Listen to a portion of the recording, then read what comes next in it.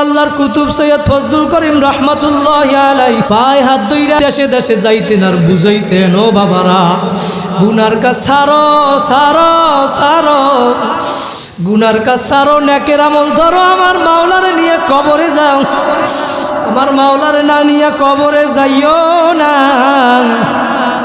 আমার মাওলারে নিয়ে যদি কবরে যাইতে পারো, আল কবরু রাউযাতুম মির রিয়াজিল জান্নাহ, তোমার কবরটা একটা জান্নাতের বাগান হইয়া যাবে। আর নাফরমান হইয়া যদি কবরে যাও, আমার মাওলার ঘোষণা মিন ওয়ারাইহিম জাহান্নাম, কবরের ডানে আগুন, বামে আগুন, সামনে আগুন, পিছনে আগুন। ওই কবরে মা নাই, ভাই নাই, বন্ধু নাই, আত্মীয় স্বজন কেউ নাই। ওই কবরে আমার আল্লাহ বাদে কেহ মাবুদ নাই। ও আমার কুমিল্লার ভাইরা, ও আমার বিভিন্ন দলের ভাইরা, ও নেতা নেত্রীর ভাইরা, ও আমার যুবক ভাইরা, ও আমার ধনী ও গরিব ভাইরা, ও বাড়িওয়ালা ও গাড়িওয়ালা, একটু দিলের কান লাগাইয়া শোনো। কার কখন কোন দিন মওত হইয়া যাবে জানা নাই ভাইরা। কোন দুনিয়ার পাগল হইলা, কোন দুনিয়া নিয়ে ব্যস্ত হইয়া গেল, কোন দলের পাগল হইছ, কোন নেতা নেত্রীর পাগল হইছ, কার জন্য জীবন দাও, কোন দুনিয়া নিয়ে ব্যস্ত হইয়া গেছ। দুনিয়া নিয়ে ব্যস্ত থাকতে থাকতে একদিন দুনিয়া থেকে বিদায় হইয়া যাবা। কথা বলেন ঠিক না বেঠিক? বাইরে যে রিক্সা চালায়, ও রিক্সা চালাইতে চালাইতে একদিন দুনিয়া থেকে বিদায় হইয়া যাবে। বাইরে ওর রিক্সাটা পড়িয়া থাকবে। কথা বলেন ঠিক না বেঠিক? যে দোকানদারি করে, দোকানদারি করতে করতে একটা সময় মরিয়া যাবে, ওর দোকানটা পড়িয়া থাকবে। যে মসজিদের ইমাম, ওই আমার ভাই মসজিদে ইমামতি করে, ইমামতি করতে করতে একটা সময় মরিয়া যাবে, তার মসজিদটা পড়িয়া থাকবে। ওই মাদ্রাসার শিক্ষক ভাইরা শিক্ষকগিরি করতে করতে এক সময় মরিয়া যাবে, ওই মাদ্রাসাটা পড়িয়া থাকবে। কথা বলেন ঠিক না বেঠিক? ও মেম্বার, চেয়ারম্যান, এমপি, মন্ত্রী, মিনিস্টার, মেম্বার চেয়ারম্যানগিরি করতে করতে তুমি চলিয়া যাবা, তোমার অফিস পড়িয়া থাকবে। ও এমপি ভাইরা, তুমি এমপিগিরি করতে করতে একদিন চলিয়া যাবা, তোমার সংসদ পড়িয়া থাকবে। কথা বলেন ঠিক না বেঠিক? ও বাবারা, দিলকে বুঝাও, মনকে বুঝাও। আরে মন, আজ থেকে 100 বছর আগে যারা দুনিয়ার ভিতরে ছিল, যত বর্মিয়ারা, মেম্বার, চেয়ারম্যান, এমপি, মন্ত্রী, মিনিস্টার, যত জমিদারা, ক্ষমতাদার যারা ছিল, আজকে দুনিয়ার বুকে কোনো ব্যক্তি জীবিত নাই। কথা বলেন ঠিক না বেঠিক? বাইরা, আজকে আমরা এখানে আছি, হয়তো এমনও হইতে পারে আগামী বছর মাহফিল হবে, কিন্তু আপনি আর আমি থাকবো না। ওই আমাকে দাওয়াত দিয়েছে তাজুল ইসলাম ভাই, ওই তাজুল ইসলাম ভাই এমন হইতে পারে দুনিয়ায় আর থাকবে না। কথা বলেন হইতে পারে কি পারে না? এমনও হইতে পারে আমাকে দাওয়াত দিবেন, আমি আর দুনিয়ায় নাই। ভাইরা, কোন দুনিয়ার পাগল হইলা? মনকে বুঝাও রে মন। তুমি দুনিয়া থেকে বিদায় হইয়া যাওয়ার পরে তুমি একটু তাকাইয়া দেখো, কই তোমার বর্মিয়াগিরি, কই তোমার ক্ষমতাগিরি, কই তোমার বংশের গিরি? এখন তোমাকে 3টা কাপড় দিয়ে, প্যাঁচ দিয়ে ফালাইয়া রাখবে। কথা বলেন ঠিক না বেঠিক? 3টা বান দিয়ে ফালাইয়া রাখবেন। পায়ের ভিতরে একটা বান দিবে, বুকের ভিতরে একটা বান দিবেন, মাথার ভিতরে একটা বান দিয়ে ফালাইয়া দিবে। ও বাজান, একটু দিলের কান লাগাইয়া খেয়াল করো, মনকে বুঝাও রে মন। মাথার বাদে বুঝা গেল রে মন, আর কোনো দিন বড় বড় কদম নাই। বুকের বাঁধে বোঝা গেল ওরে মন, আর কোনো দিন হাত নাড়বার শক্তি নাই। কথা বলেন ঠিক না বেঠিক? মাথার বাঁধে বোঝা গেল রে মন, আর কোনো দিন বড় বড় কথা বলার শক্তি নাই। মাটির নিচে বাড়ি আমার, মাটির নিচে ঘর, এ দুনিয়ায় যারা আপন সবাই এখন পর। কথা বলেন ঠিক না বেটি? আপন আপন যাকে ভাবো কেউ তো তোমার আপন না। এক আপন হইল আমার দয়ার নবী, আর এক আপন হইল, জোরে বলেন কে? আরো জোরে বলেন কে? বাইরাই মাওলারে কবরে দিয়া যাওয়া লাগবে নাকি লাগবে না? কারা কারা মাওলারে কবরে নিয়ে যাইতেছেন আর একবার জোরে একটা আল্লাহ বলিয়া ডাক দেন। আল্লাহু আকবার। আমার মাওলা ডাক দিয়ে বলে, বান্দা বান্দি, তুমি কবরে আসার পরে তোমার কেউ আপন ছিল না। তুমি যখন তোমার মায়ের পেটের ভিতরে ছিলা তখন তোমার কেউ আপন ছিল না। আল্লাহু আকবার। যখন তুমি দুনিয়ার ভিতরে আসছো তখন তোমার কোনো কত আত্মীয় স্বজন হইল, আপন হইল। যখন তুমি তোমার মায়ের পেটের ভিতরে ছিলা আমি মাওলা তোমাকে কুদরতিভাবে বাঁচাইয়া রাখছিলাম। তোমার নাক দিয়া খাওয়া লাগে নাই, নাক দিয়া শ্বাস করা লাগে নাই, মুখ দিয়া খাওয়া লাগে নাই, পায়খানা পেশাব করার প্রয়োজন হয় নাই। আমি মাওলা তোমাকে কুদরতিভাবে বাঁচাইয়া রাখছিলাম। যখন তুমি দুনিয়ার ভিতরে আসলা আমি আস্তে আস্তে মাওলা তোমাকে কুদরতিভাবে কত সুন্দর করিয়া বাঁচাইয়া রাখলাম। তোমার গোস্ত দিলাম, হাড়টি শক্ত বানাইলাম। তুমি একটা সময় যৌবনী তোমাকে দান করলাম। তুমি যুবক হইলা, তোমাকে আমি জবান দান করলাম। তুমি ওই জবান দিয়ে তোমার মাকে মা বলিয়া ডাক দাও, বাবাকে বাবা বলিয়া ডাক দাও। তোমার মা বাবার কুদরতি অন্তরটা ঠান্ডা হইয়া যায়।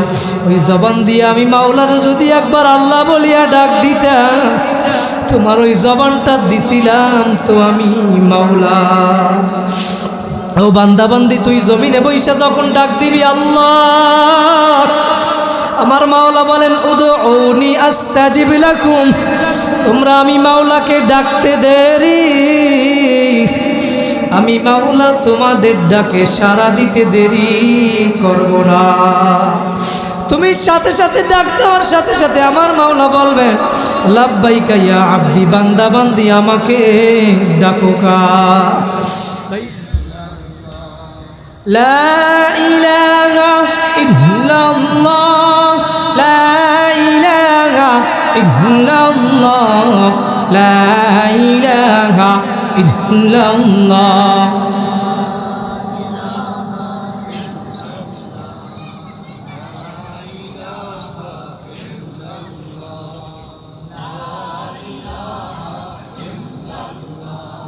লা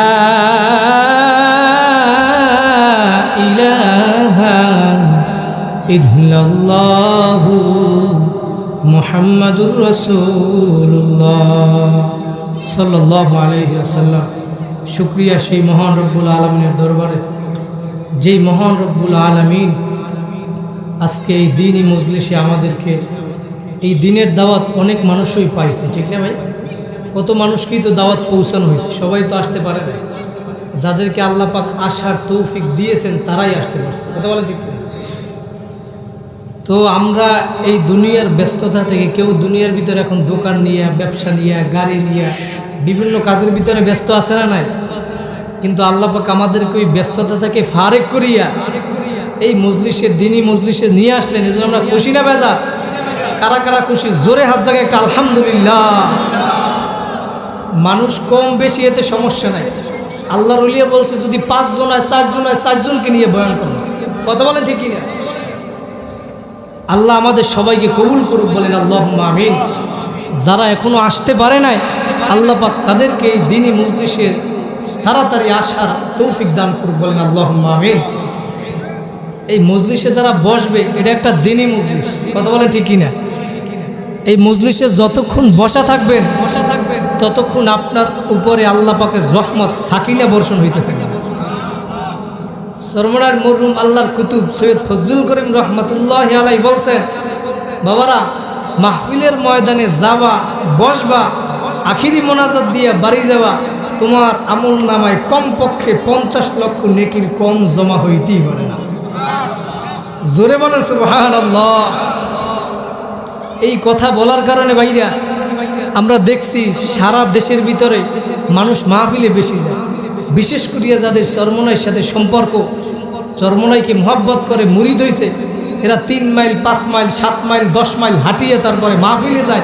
আসবে কিভাবে সেই চিন্তা করে না, কথা বলেন ঠিক কিনা? কিসের জন্য যায়? নেকের জন্য। কিসের জন্য? যারা নেক কাজ করবে আল্লাহ পাক রব্বুল আলামিন বলেন ইন্নাল্লাযীনা আমানু ওয়া আমিলুস সলিহাত কানাত লাহুম জান্নাতুল ফিরদাউসি নুজুলা। যারা নেক কাজ করবে ঈমান আনার পরে লাহুম জান্নাতুল ফিরদাউসি নুজুলা, আল্লাহ পাক বলে তাদের জন্য আমি জান্নাতুল ফিরদাউস ঘোষণা করলাম। এই যে সুবহানাল্লাহ আলহামদুলিল্লাহ আল্লাহু আকবার বলতেছেন, এতে কি সব হয় না? আল্লাহর রাসূল বলে যে ব্যক্তি একবার সুবহানাল্লাহ বলবে তার আমলনামায় আসমান জমিনের ভিতরে যত জায়গা আছে সব জায়গা আল্লাহ পাক নেকের দ্বারা ভরে দেবে। শুধু তাই নয়, তার জন্য আসমানের ভিতরে একটা গাছ বানাইবে আল্লাহ পাক। ওই গাছটা এত বড়, আরবের একটা দ্রুতগামী ঘোড়া 70 বছরও দৌড়ায় গাছের ছায়া অতিক্রম করতে পারবে। ওই গাছের ভিতরে সব ফল থাকবে, ফল এক রকমের ফল না, দুনিয়ার গাছে এক রকমের ফল থাকে। কথা বলেন ঠিক কিনা? লিচু গাছে লিচু হয়, আপেল গাছে আপেল হয়, পেয়ারা গাছে পেয়ারা হয়, কিন্তু আল্লাহর রাসূল বলে জান্নাতের একটা ফল গাছের ভিতরে কমপক্ষে 40 রকমের ফল থাকবে। কারা কারা ওই ফল খাইতে চাই? জোরে হাত জায়গায় একটা আল্লাহ বলিয়ে ডাক দেন, আরো জোরে আল্লাহু আকবার। ওই ফল যে ব্যক্তি একটা খাইবে আল্লাহ পাক রব্বুল আলামিন বলেন ওই ফলের ভিতরে এক রকমের মজা না, একটা ফলের ভিতরে আল্লাহর নবী বলেন 40 রকমের স্বাদ থাকবে। ওই ফলটা যে ব্যক্তি খাবে তার মুখের ভিতরে 40 দিন মজা লাগিয়ে থাকবে। জোরে বলেন আল্লাহু আকবার। এ আল্লাহ পাক দিতে পারে কি পারে না? বিশ্বাস হয়? দুনিয়ার ভিতরে একটা ইলিশ মাছ, মাথার মাঝে এক মজা, লেজের মাঝে এক মজা, পেটের মাঝে এক মজা, পিঠের মাঝে এক মজা, ডিমের মধ্যে আর এক মজা। একটা মাছের ভিতরে দুনিয়ায় যদি আল্লাহ পাক 5-7 রকমের মজা লাগাইতে পারে, জান্নাতে একটা ফলের ভিতরে 40 রকমের মজা লাগাইতে পারবে না? জোরে বলেন পারবে কি পারে না? এই বিশ্বাস কার কার আছে? জোরে হাত জায়গায় একটা আল্লাহ বলিয়ে ডাকতেন। আল্লাহ কবুল করুক, বলেন আমিন। ওই ফল খাইতে হইলে কোথায় যাওয়া লাগবে? জান্নাতে যাওয়া লাগবে। জান্নাতে যাইতে চাইলে কি করা লাগবে? নেক কাজ করা লাগবে। কথা বলেন ঠিক কিনা? এই নেক কাজ করার জন্যই তো এই দিনই মাহফিল। কথা বলেন ঠিক কিনা? ওই ফল যে ব্যক্তি খাইবে আল্লাহ পাক বলবে দুনিয়ায় বসিয়া ফল খাইতে হইলে গাছে ওঠা লাগে, লাঠি লাগে, ঢিলে মারা লাগে, রশি লাগে, কিন্তু জান্নাতের ফল খাইতে হইলে ইচ্ছা করবা অটোমেটিক তোমার মুখের সামনে ফল গাছ চলিয়ে আসবে। এখন আবার চাবাইয়ে খাওয়া দরকার নাই, দুনিয়ায় বেশি কষ্ট করছে। আমি মাওলার হুকুম মানছো, ফজরের সময় শীত, তাপমাত্রা 5 ডিগ্রি 4 ডিগ্রি চলে আসছে, তারপরেও শীতের মধ্যে লেপ কম্বল ফালাইয়া দিয়া শীতে কনকন করে, এরপরে ঠান্ডা পানি দিয়ে উজু বানাইয়া আমি মাওলার ঘরে আইসে হাজিরা দেছো, নামাজ আদায় করছো। আজকে তোমার কষ্ট করা লাগবে না, তুমি ইচ্ছা করবা অটোমেটিক ফল ব্লেন্ডার হইয়া তোমার মুখের মধ্যে চলে যাবে। ফল খাইতে যাই কি যাই না? তাহলে কি করা লাগবে? জান্নাতে যাওয়া লাগবে। জান্নাতে যেতে হইলে নেক কাজ করা লাগবে। কথা বলেন ঠিক কিনা? আমলে সলে, সেই জন্যই তো মাহফিলে আসছি। কথা বলেন ঠিক কিনা? এই নেকি কে তালাশ করে? যে নেককার। কথা বলেন ঠিক কিনা? বোর্ড কে তালাশ করে? যে কাউন্সিলর, মেয়র। কথা বলেন। মার কে খোঁজ করে? যে স্টুডেন্ট, ছাত্র। কাস্টমার কে খোঁজ করে? যে দোকানদার। কথা বলেন ঠিক কিনা? মুসল্লি খোঁজ করেন কে? যিনি ইমাম। স্টুডেন্ট, ছাত্র খোঁজ করেন কে? যিনি মাদ্রাসার শিক্ষক। কথা বলেন ঠিক কিনা? আর নেক কে খোঁজ করে? যে নেককার, যার সম্পর্ক আমার মালিকের সাথে। কথা বলেন ঠিক? তাহলে যারা নেককার তারা আমার মাওলার পাগল, তাদের সম্পর্ক আমার মালিকের সাথে। কথা বলেন ঠিক কিনা? তাহলে নেকি কি জিনিস? সাহাবায়ে কেরাম একবার আল্লাহর রাসূলকে জিজ্ঞেস করছিলেন, ইয়া রাসূলুল্লাহ, ইয়া হাবিবাল্লাহ, নেকি কি জিনিস? আমরা তো বুঝলাম না। আল্লাহর রাসূল তখন ডাক দিয়ে বলছে, ও সাহাবীরা, ওই যে অহুদ পাহাড় দেখতেছো মদিনা শরীফে, ওই অহুদ পাহাড়টা মাইলকে মাইল লম্বায়, পাশে মাইলকে মাইল, উঁচায় মাইলকে মাইল। ওই পাহাড়টার ভিতরে কত পরিমাণে মন যে পাথর আছে, এই যে আমার মাওলা ছাড়া কেউ জানে না। আল্লাহর নবী বলেন, ও সাহাবীরা, ওই অহুদ পাহাড়টা যদি সব স্বর্ণের হইয়া যায়, আর ওই স্বর্ণের অহুদ পাহাড়টার যেই পরিমাণ মূল্য, ছোট্ট একটা নেকির মূল্য আমার মাওলার দরবারে তার চাইতেও অনেক বেশি দামি। তাহলে নেক কাজ করা লাগবে, কথা বলেন ঠিক কিনা? নেক কাজ করলে আমরা কি কোথায় যাইতে পারবো? জান্নাতে যাইতে পারবো। যে নেককার তার দেখবেন এই নেককারকে বদকারকে এইটা তার আমলের ভিতরেই দেখা যায়, কথা বলেন ঠিক কিনা? যে নেককার দেখবেন সমস্ত মানুষ মাগরিবের নামাজ পড়ে বাইর হয়ে যায়, কিন্তু ওই পাগলায় বসে রয়েছে। কি ভাই যাবেন না? বলে না, আমি এখন আওয়াবিন নামাজ পড়বো তারপরে বাহির হব। সুবহানাল্লাহ। যে নেককার দেখবেন ফজরের নামাজ পড়ে সবাই বাহির হয়ে যায়, সে মসজিদে বসে রয়েছে। বলে কি ভাই যাবেন না? বলে না, আমি এখন জিকির আজগার করবো, আল্লাহ বাঁচাইলে আমি এশরাকের নামাজ পড়ে তারপরে বাসায় যাব। সুবহানাল্লাহ। তার মানে কি বুঝলেন? এই কুমিল্লার দেবিদ্বারের সমস্ত মানুষ রাত্র ৩টের সময় ঘুমায়, ওই পাগলায় ৩টের সময় জাগছে। বলে ভাই কি জাগলেন কেন? বলে আল্লাহ রব্বুল আলামিন এই প্রথম আসমানে এসে ডাকতেছেন। কথা বলেন, প্রথম আসমানে এসে ডাকতেছেন। আমার মাওলার ডাকে আর আমি ঘুমাবো? এইটা হইতে পারে না। আমি এখন মাওলার ডাকে হাজিরা দিয়া তাহাজ্জুদ নামাজ আদায় করব। কি বুঝলেন? নেককার, যে নেককার সে মালিকের পাগল। আসলে যে নেককার সে নেকের পাগল না, আসলে সে হইল আমার মাওলার পাগল। কথা বলেন ঠিক না? ঠিক। তাহলে যে বদকার এটাও তার আমলের উপরে প্রকাশ পায়, কথা বলেন ঠিক কিনা? যে বদকার, যে বিড়ি খায়, এটা কি তার বলা লাগে? তার ঠোঁট বলিয়ে দেয়, কথা বলেন ঠিক কিনা? যে চাউল চুরি করে, গম চুরি করে, ডাল চুরি করে, রাস্তার টাকা মাইরেস খায়, গরিব গো টাকা মাইরে খায়, বিধবা কাঠ, বাস্কুবাতা কাঠ সব মাইরে খায়, এটা কে মাইরে খায় এটা তার বলা লাগবে না, এটা জনগণ বলিয়ে দেয়। কথা বলেন ঠিক না বেটি? কোন মুসল্লি 5 ওয়াক্ত নামাজ পড়ে এটা সে যদিও স্বীকার না করে, মসজিদের ইমাম সাহেব বলতে পারে। কথা বলেন ঠিক কিনা? কোন ছাত্রটার জেহেন শক্তি ভালো এটা ছাত্রের বলা লাগবে না, মাদ্রাসার শিক্ষক উস্তাদ তিনিই বলিয়ে দেয়। কথা বলেন ঠিক না বেটি? তাহলে নেককারকে বদকারকে এইটা তার আমলের উপরেই প্রকাশ পায়। কথা বলেন ঠিক কিনা? তাহলে যারা নেক খোঁজ করে আর আমরা যারা নেক খোঁজ করি না, আমাদের ভিতরে পার্থক্য হইল কি? বুঝের ব্যবধান। কথা বলেন ঠিক কিনা? বুঝের ব্যবধান। তারা বুঝছে নেক কি জিনিস, আর যারা নেককার তারা জানে এই দুনিয়ার ক্ষমতা অস্থায়ী, মরার পরে সব শেষ। কথা বলেন ঠিক না বেটি? মৃত্যুর পরে সব শেষ। দুনিয়ায় কেউ আপন না। কথা বলেন ঠিক না বেটি? দুনিয়ার কারো কোনো ক্ষমতা নাই, সমস্ত ক্ষমতার মালিক কে? ইন্নাল্লাহা আলা কুল্লি শাইইন কাদির। সমস্ত ক্ষমতার মালিক একমাত্র আল্লাহ। কথা বলেন ঠিক কিনা? কারা কারা বিশ্বাস করেন জোরে হাত জায়গায় একটা আল্লাহ বলিয়া ডাক দেয়। আমরা মানি এবং জানি সমস্ত ক্ষমতার মালিক আমার মাওলা। কথা বলেন ঠিক না বেঠি? এই জন্য ভাইরা ইমান হইল 3 জিনিসের নাম। 3 জিনিসের সমন্বয় ইমান গঠিত হয়। 1 নম্বরে জবানে বলো লা ইলাহা ইল্লাল্লাহ। 2 নম্বরে দিলে দিলে বিশ্বাস করো আল্লাহ বাদে কেহ মাবুদ নাই। 3 নম্বরে সেই অনুযায়ী জমিনে কাজ করা শুরু করিয়া দাও।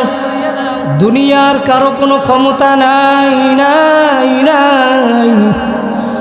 ইন্নাল্লাহা আলা কুল্লি শাইইন কাদির। সমস্ত ক্ষমতার মালিক আমার মাওলা। কথা বলেন ঠিক না বেঠি? ও আমার যুবক ভাইরা, কুমিল্লার ভাইরা, দেবিদ্বারের ভাইরা, ও বাড়িওয়ালা, ও গাড়িওয়ালা, বিভিন্ন দলের ভাইরা, এখনো যারা মাহফিলের আওয়াজ কানে যায়, যাদের সৌভাগ্য হয় নাই তাড়াতাড়ি এই ময়দানে ঢুকিয়া পড়ো। কার কখন মৌয়াত হইয়া যাবে ভাইরা জানা নাই। ও আমার যুবক ভাইরা, ও ধনী ও গরিব, মনকে বুঝা ওরে মন। সারা বাংলাদেশের ভিতরে ঢাকা শহর থেকে দৈনিক শত শত লাশ গ্রামের বাড়ি চলিয়া যায়। একবার যে চলিয়া যায় আর কোনো দিন আসে না। ভাইরা, যুবক ভাইও আমার যুবক ভাইরা, পুরুষদেরকে 3টা কাপড়, মহিলাদেরকে 5টা কাপড় পরাইয়া ওই গ্রামে নিয়ে কবরের ভিতরে ফালাইয়া রাখবে। কই এখন তুমি তাকাইয়া দেখো, কই তোমার ঢাকার গাড়ি পড়িয়া রইছে, বাড়ি পড়িয়া রইছে, কই তোমার জায়গা জমি পড়িয়া রইল, কই এখন তুমি তাকাইয়া দেখো, মরার আগে একটু মইরা দেখো, মরার আগে একটু মইরা দেখো। দুনিয়া যাদেরকে আপন ভাবছিলা, কই এখন তুমি তাকাইয়া দেখো, রুহু তনসে উরগাই, মুর্দা কি হালাত কিয়া হুই। তোমার রুহু বাইর হইয়া গেছে, এখন তোমার লাশটা বইরা রইছে। কই এখন তুমি দেখো, তোমার লাশটা 3টে পেঁচ দিয়া উঠানের ভিতরে ফেলাইয়া রাখলো। কই তোমার দলের গরম, কই তোমার ক্ষমতার গরম, কই তোমার বংশের গরম, কই তোমার নেতা নেত্রীর গরম। ও আমার যুবক ভাইরা, একটু মনকে বুঝাও রে মন।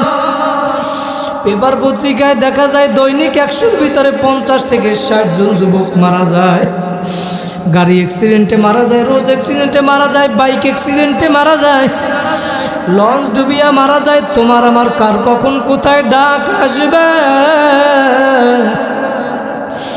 কোন দিন কোথায় মরিয়া পড়িয়া থাকবা কেউ জানে না। যুবক, তাই বলিয়া গেলাম, পায়ে হাত দিয়া বলিয়া গেলাম, গুনার কাজ ছাড়ো, নেকের আমল ধরো। আমার মাওলারে না নিয়া কবরে যাইও না। আল্লাহু আকবার। আমার মাওলারে না নিয়া যদি কবরে যাও, ওই কবরা হুফরাতুম মিন হুফারিন নার, ওই কবরটা একটা জাহান্নামের গর্ত হইয়া যাবে। জোরে বলেন ঠিক নেবে ঠিক। নেক কাজ করিয়া যদি আমার মাওলাকে নিয়ে কবরে যাইতে পারো, আমার নবী বলেন, আল কবরু রাউযাতুম মির রিয়াজিল জান্নাহ, তোমার ওই কবরটা একটা জান্নাতের বাগান হইয়া যাবে। কথা বলেন ঠিক নেবে ঠিক। নেক কাজ করিয়া আমার মাওলার নিয়ে কারা কারা কবরে যাইতে চান, 2টা হাত জাগাইয়া জোরে একটা আল্লাহ বলিয়া ডাক দান। ভাইরা, আমার মাওলারে নিয়ে কবরে যাওয়া লাগবে, নেক কাজ করা লাগবে। কথা বলেন ঠিক নেবে ঠিক। দুনিয়ার ভিতরে যারা জান্নাতের সার্টিফিকেট পাইল, আল্লাহু আকবার, দুনিয়ার ভিতরে 10 জন সাহাবী জান্নাতের সার্টিফিকেট পাইল। আবু বকর, ওমর, ওসমান, আলী, তালহা, জুবাইর, আব্দুর রহমান ইবনে আউফ, সাদ ইবনে আবি ওয়াক্কাস, সাঈদ ইবনে যায়েদ, আবু উবাইদা ইবনুল জাররাহ রাদিয়াল্লাহু তাআলা আনহুমা। এই 10 জন সাহাবী দুনিয়ার ভিতরে জান্নাতের সার্টিফিকেট পাইল। জোরে বলেন সুবহানাল্লাহ। বাইরা, তারা জান্নাতের সার্টিফিকেট পাওয়ার পরেও নেক কাজ কি ছাড়ছে? তারপরেও তারা নেক কাজের জন্য পাগল ছিল। কথা বলেন ঠিক না ঠিক? ভাইরা, আমি যে শুরুতে যে আয়াত পড়ছি, ইল্লা মান তাবা ওয়া আমানা ওয়া আমিলা আমালান সলিহা ফাউলাইকা ইউবাদদিলুল্লাহু সাইয়্যাতিহিম হাসানাত। আল্লাহ পাক রব্বুল আলামিন বলেন, তওবার মধ্যে যদি তওবা করতে পারো, আল্লাহু আকবার, নেক আমল যদি বাড়াইতে পারো, ফাউলাইকা ইউবাদদিলুল্লাহু সাইয়্যাতিহিম হাসানাত। আমার মাওলা বলে, বান্দা বান্দি, আমি তোমাদের জীবনের সব গুনাহ খাতাগুলি মাফ করিয়া দিব। আল্লাহ রাব্বুল আলামিন বলেন, শুধু মাফ করব তাই নয়, ইউবাদদিলুল্লাহু সাইয়্যাতিহিম হাসানাত, আমি তোমার ওই গুনাহগুলাকে সব নেকের দ্বারা পরিবর্তন করিয়া দিব। জোরে বলেন সুবহানাল্লাহ। যখন এই আয়াতটা নাজিল হয়, এই আয়াতের শানে নুজুল, হযরত আবু বকর সিদ্দিক রাদিয়াল্লাহু তাআলা আনহু চিন্তা করলেন যে আমার মাওলা যদি সমস্ত গুনাহগুলাকে নেকের দ্বারা পরিবর্তন করিয়া দেয়, তাহলে আমার থেকে মনে হয় ওমরের নেকি বেশি হয়ে যায়। সুবহানাল্লাহ। কারণ হযরত ওমর ফারুক রাদিয়াল্লাহু তাআলা আনহু ইসলাম গ্রহণ করছে অনেক পরে আবু বকর রাদিয়াল্লাহু তাআলা আনহু। আবু বকর রাদিয়াল্লাহু তাআলা আনহু চিন্তা করলেন যে ওমরের আমলনামায় কিছু গুনাহ বেশি, তাহলে বেশি গুনাহ যদি আল্লাহ পাক নেকির দ্বারা পরিবর্তন করিয়ে দেয়, তাহলে ওমরের নেকি আমার থেকে বেশি হয়ে যাবে না? আবু বকর রাদিয়াল্লাহু তাআলা আনহু চিন্তা করেন, 1 নম্বরে যিনি জান্নাতের সার্টিফিকেট পাইছেন, এখন ওমরের কাছে গেছে, যাই বলতেছে, ওমর, আমার নেকি আমি তোমার নেকির সাথে পরিবর্তন করতে চাই। সুবহানাল্লাহ। ওমর ফারুক রাদিয়াল্লাহু তাআলা আনহু ডাক দিয়ে কি বলে জানেন? বলতেছে, আবু বকর, আপনার সব নেকি আমি ওমরকে দেওয়া লাগবে না, আমি ওমরের সমস্ত নেকি আপনাকে দিয়ে দেব, আপনার এক রাত্রর নেকি আমি ওমরকে দিলেই যথেষ্ট। জোরে বলেন সুবহানাল্লাহ। এখন একটু চিন্তায় পড়ছেন আবু বকর রাদিয়াল্লাহু তাআলা চিন্তা করে আমি ওমরকে দিতে চাইলাম আমার সব নেকি, ওমর বলতেছে এক রাত্রর নেকি দিলেই যথেষ্ট। একটু কেমন জানি না বিষয়টা।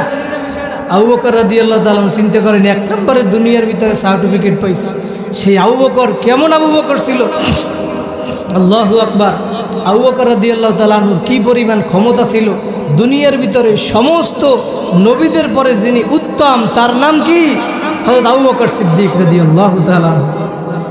একবার জিবরাইল আলাইহিস সালাম আল্লাহ রসুলের কাছে আইসা জিজ্ঞেস করতেছেন, ইয়া রাসূলুল্লাহ, ইয়া হাবিবাল্লাহ, আমি আপনার নিকটে এত দ্রুত আসি যাই, এত দ্রুত আসি, আমার তো অনেক ক্ষমতা, ফেরেশতাদের ভিতরেও আমার অনেক ক্ষমতা, অনেক শক্তি, তো আমি একটু আপনার সাথে শক্তি পরীক্ষা করতে চাই। আল্লাহ রসুল বলে, জিবরাইল তুমি আমার সাথে শক্তি পরীক্ষা করবা? তোমার থেকে তো আমার একটা উম্মতের শক্তি বেশি। সুবহানাল্লাহ। জিবরাইল আলাইহিস সালাম বলতেছে, ইয়া রাসূলুল্লাহ, তাহলে আমার থেকে আপনার উম্মতের ক্ষমতা বেশি, শক্তি বেশি, তাহলে আমি দেখতে চাই ওই উম্মতটা কি। জোরে বলেন সুবহানাল্লাহ। আল্লাহ রসুল বলে, জিবরাইল যদি তুমি সেইটা দেখতে চাও তাহলে আগামীকালকে আসরের নামাজের সময় মসজিদে নববীর সামনে যেয়ে দাঁড়াবা, দেখবা যে ব্যক্তি সর্বপ্রথম মসজিদের ভিতরে ঢুকবে এবং সর্বশেষ যে বাহির হয়ে যাবে সে হইল, বুঝবা তোমার থেকে উত্তম ব্যক্তি, ক্ষমতাশীল। সুবহানাল্লাহ। জিবরাইল আলাইহিস সালাম ভিক্ষুকের সুরতে আসরের আগে যাইয়ে মসজিদে নববীর দরজায় দাঁড়াইছে, দেখতেছে যিনি মসজিদে আগে আসতেছেন সে দুনিয়ার আর কেউ না, হযরত আবু বকর সিদ্দিক রাদিয়াল্লাহু তাআলা। সুবহানাল্লাহ। তো আবার সে অপেক্ষা করতেছে, নামাজ পড়ে সবাই বাহির হয়ে যায়, এরপরে দেখতেছে আবার সর্বশেষ যে বাহির হইতেছে তার নাম হইল হযরত আবু বকর সিদ্দিক রাদিয়াল্লাহু তাআলা। জিবরাইল আলাইহিস সালামের এখন আর বুঝতে বাকি নাই, এখন ডাক দিয়ে বলে, আবু বকর, আমি আপনাকে একটা প্রশ্ন করতে চাই। আবু বকর ডাক দিয়ে বলে, ভাই বলেন। বলতেছে, আবু বকর আপনি পারলে বলেন এই মুহূর্তে জিবরাইল কোথায় উপস্থিত আছে? ভিক্ষুকের সুরতে আসছে। আবু বকর এখন এইটা এই মুহূর্তেই বলা এটা কি সোজা কথা? আবু বকর রাদিয়াল্লাহু তাআলা আনহু বলে, কতক্ষণ সময় লাগবে? বলে, আপনি যত তাড়াতাড়ি বলতে পারেন। আবু বকর রাদিয়াল্লাহু তাআলা আনহু বলে, আমি চক্ষু বন্ধ করবো আর খুলবো, সাথে সাথে বইলে দেবো জিবরাইল কোথায় আছে। সুবহানাল্লাহ। আবু বকর রাদিয়াল্লাহু তাআলা আনহু চক্ষু বন্ধ করছেন আর খুলছেন। জিবরাইল ভিক্ষুকের সুরতে বলে, চক্ষু বন্ধ কইরা আপনি করছেন কি? বলে, আমি চক্ষু বন্ধ কইরা আসমান জমিন, এই জান্নাত জাহান্নাম লাজা হুতামা সাইর সাকর জাহিম হাউইয়া সমস্ত জান্নাত জাহান্নাম খুঁজিয়া তন্ন তন্ন করছি, মাওলার আরশে আজমের আশেপাশে সব জায়গায় জিবরাইলে খুঁজছি, আমি কোথাও পাই না। আমার মনে হয় আমার সামনে যে উপস্থিত সেই হইল জিবরাইল। জোরে বলেন আল্লাহু আকবার। জিবরাইলের আর বুঝতে বাকি নাই যে আমার থেকে আবু বকরের ক্ষমতা বেশি। সেই আবু বকর কেমন ছিল? আবু বকর আর ওমর রাদিয়াল্লাহু তাআলা নেকের পাল্লা দিতে, নেকির প্রতিযোগিতা। আর এখন আমরা প্রতিযোগিতাতেই কার চাইতে কে বেশি গুনার কাজ করতে পারে। কথা বলেন ঠিক কিনা? পাল্লা দিয়ে গুনার কাজ করে। গান না বাজাইলে বিয়া হয় না, এ আছে না নাই? কিছু পীরের দরবারে আবার গান বাজায়, আছে না নাই? এই বন্ড পীরেগুলো। আবার অনেকে কয় নামাজ লাগে না, বাবার দরবারে গেলি নাজাত পেয়ে যাবে। কি বলে কি বলে না? একটা হাদিস বলিয়ে যাই, মনে রাখবেন।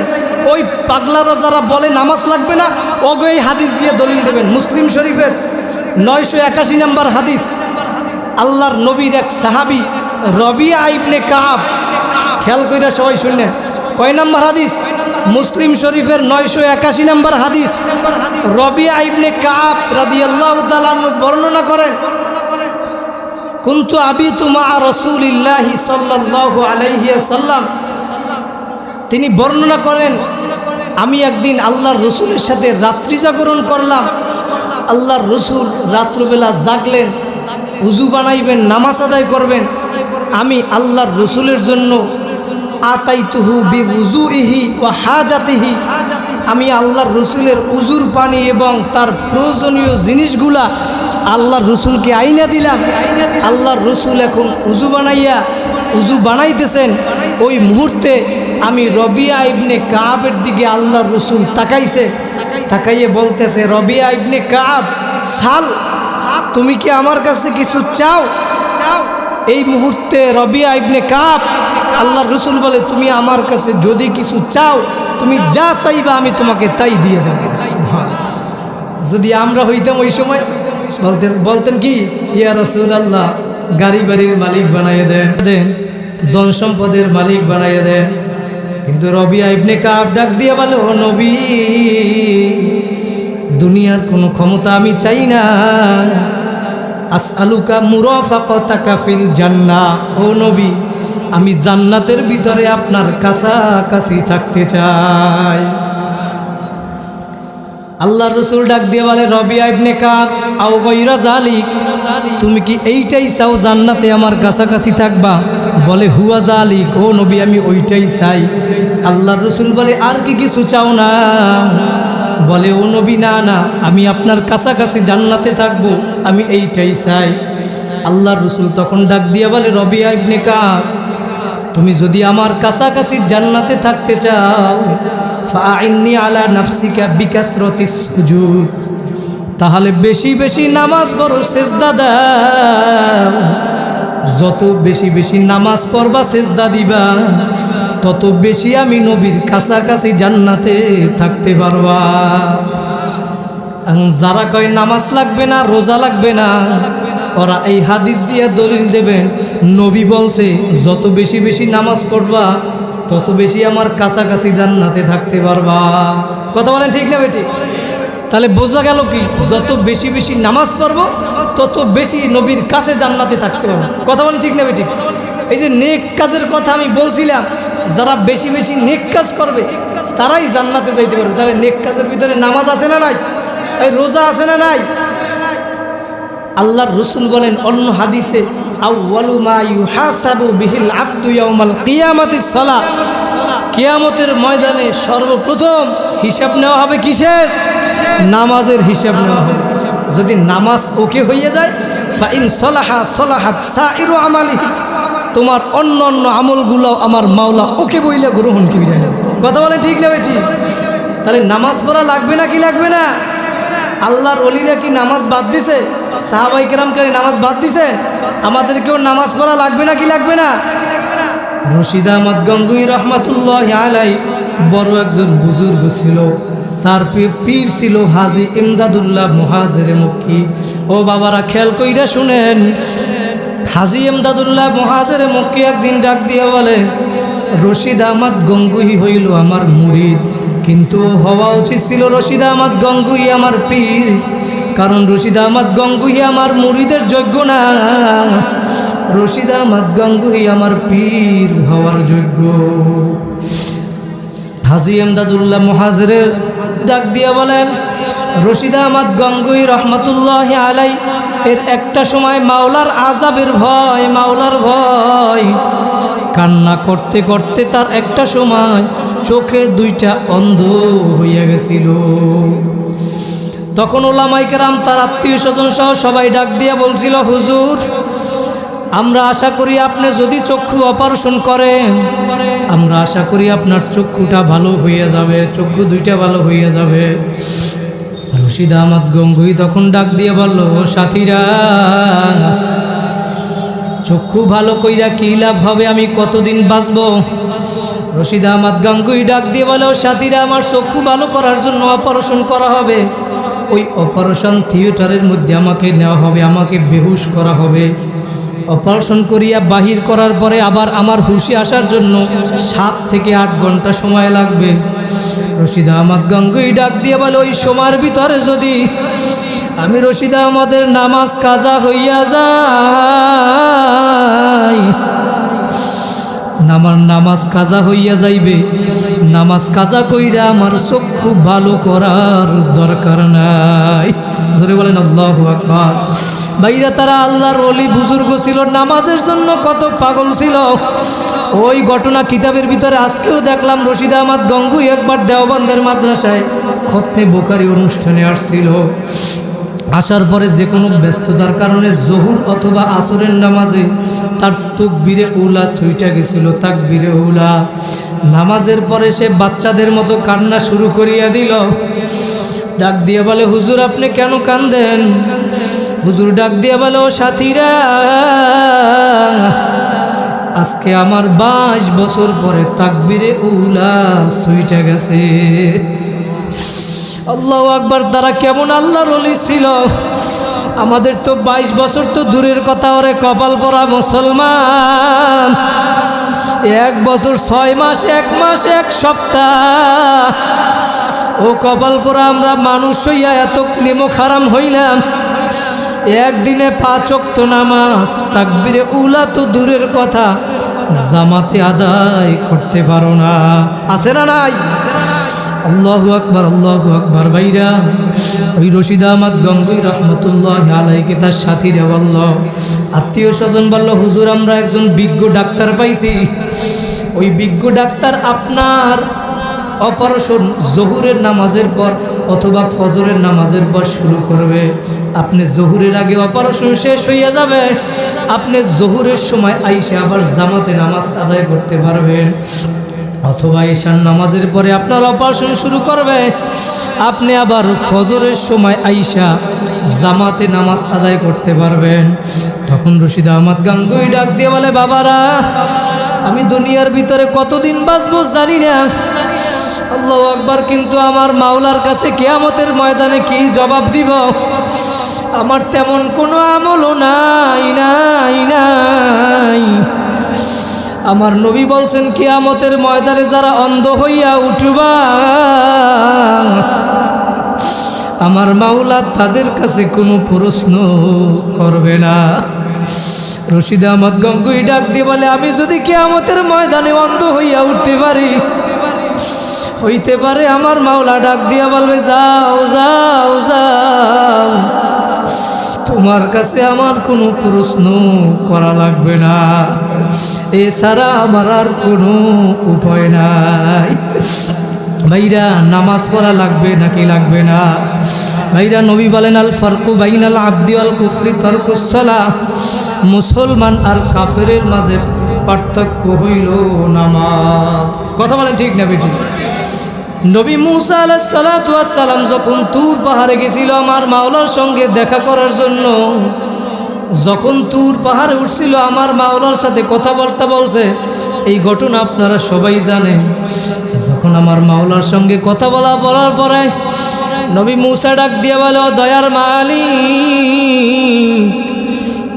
আমি এই তুর পাহাড়ে উঠলাম, আপনার সাথে কথা বলতেছি, আমার মনে হয় আপনার এত নিকটবর্তী আমি হইলাম, আমার ভিতরে এত নিকটবর্তী হয়েছি আপনার আমার মাঝে, মনে হয় এত নিকটবর্তী কিয়ামতের আগ পর্যন্ত কেউ হইতে পারবে না। আল্লাহ পাক রব্বুল আলামিন ডাক দিয়া বলে, ও মুসা,